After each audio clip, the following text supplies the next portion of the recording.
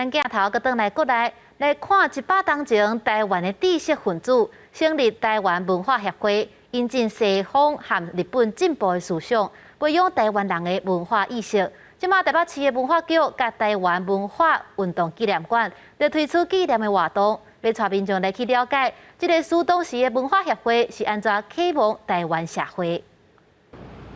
一支啊一支的山球锤插伫桶仔内底，讲山球是林献堂的兴趣。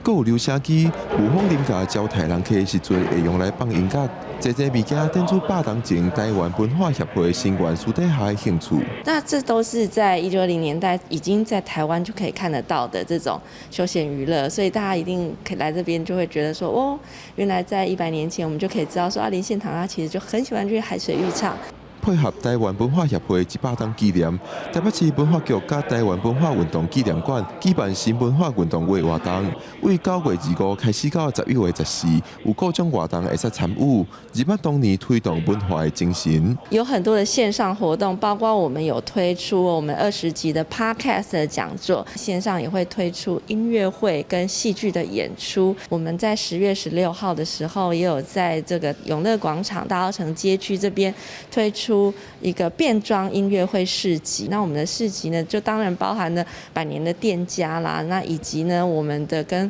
现在有在做台湾史相关商品的店家。全台湾保存最完整的1920年代的街廓的风貌，就是大稻埕。你走在那里面，就感觉1920到1930年的历史在你身边围绕。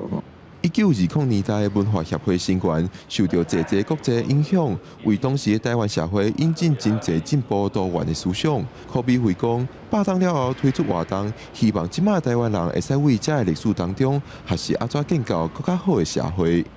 记者郭君林永凯台北报道。